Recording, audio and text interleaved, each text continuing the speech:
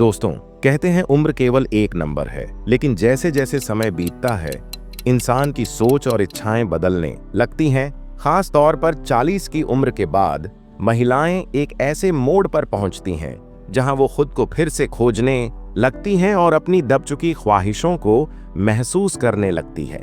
ये उम्र होती है जब अनुभव और परिपक्वता एक साथ कदम से कदम मिलाते हैं, जहां उनके सपनों और जरूरतों को एक नई दिशा मिलती है। वीडियो शुरू करने से पहले आपसे एक छोटा सा निवेदन है, वीडियो को लाइक करें और चैनल को सब्सक्राइब जरूर करें।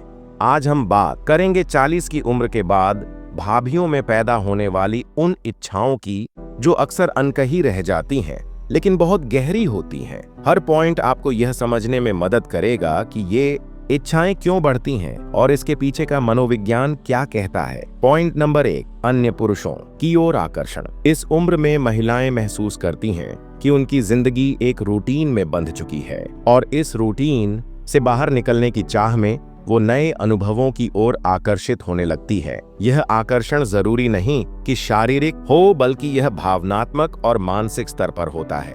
कोई ऐसा व्यक्ति जो उनकी बातें ध्यान से सुने, उनके विचारों की सराहना करे, वो उनकी नजरों में खास हो जाता है।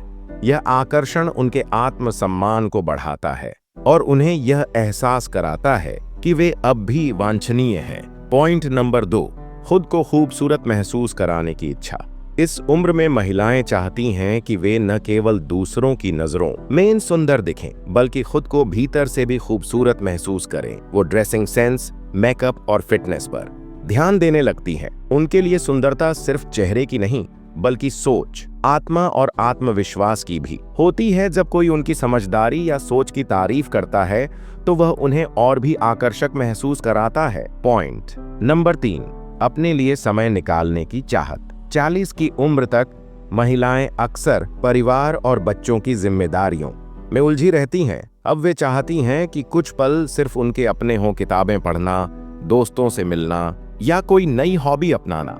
ये सब उनके लिए जीवन में नई ऊर्जा लाते हैं। पॉइंट नंबर 4, रोमांचक और नई चीजें करने का जुनून। वे अब अपनी जिंदगी में एक नया अध्याय शुरू करना चाहती हैं, जहां एडवेंचर, नई जगहों की यात्रा और कुछ नया सीखना शामिल हो। कभी पहाड़ों की यात्रा, कभी समुद्र किनारे सुकून, तो कभी किसी नई कला में खुद को आजमाने की इच्छा। ये सब उनके अंदर छुपे रंगों को फिर से जगा देता है। पॉइंट नंबर 5, मानसिक और भावनात्मक संतुलन की तलाश।